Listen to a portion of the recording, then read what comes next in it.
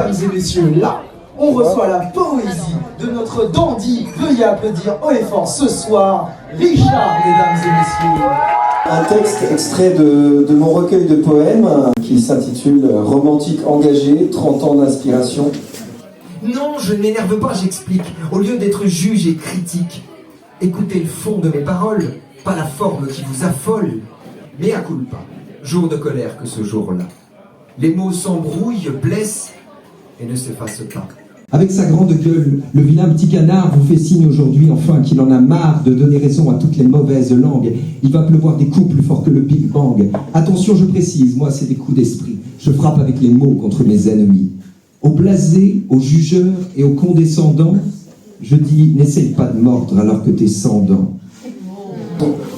Ils imaginent des complots affalés sur leur canapé, manque de peau ou de culot, préférant boire pour zapper. Que dit-on qui dit quoi?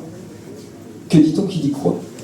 J'entends des gens tendus se compliquer la vie. Alors il court tout seul ce lapin blanc, pauvre fou piégé dans une roue vers nulle part.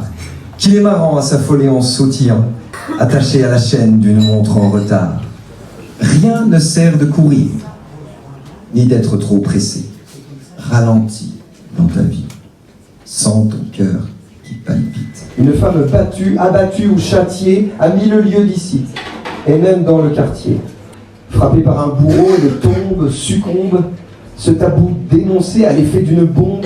Une femme doit toujours avoir l'air souriant. Dès qu'elle bouge, ou parle, ou s'habille autrement, des critiques l'attaquent, se prétendant comique.